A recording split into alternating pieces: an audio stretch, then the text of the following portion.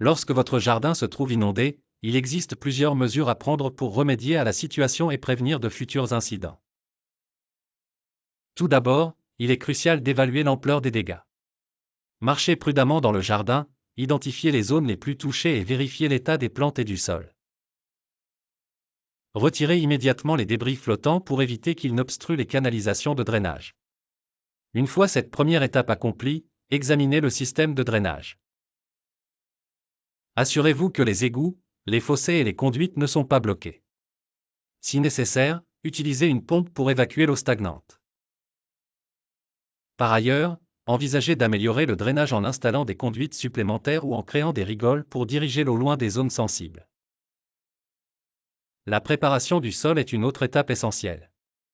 Aérez-le en utilisant une fourche ou un scarificateur pour aider à évacuer l'eau en excès. Si la structure du sol est profondément affectée, l'ajout de sable ou de matière organique peut améliorer la perméabilité.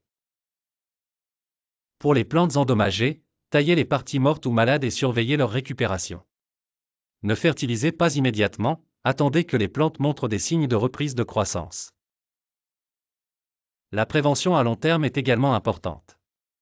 Pensez à cultiver des plantes adaptées aux zones marécageuses ou à modérer vos arrosages en cas de prévision météorologique défavorable. Enfin, en cas d'inondation fréquente, consultez un professionnel pour des solutions plus durables, comme la création de zones de rétention d'eau ou la modification du profil de votre jardin pour améliorer l'écoulement des eaux de pluie.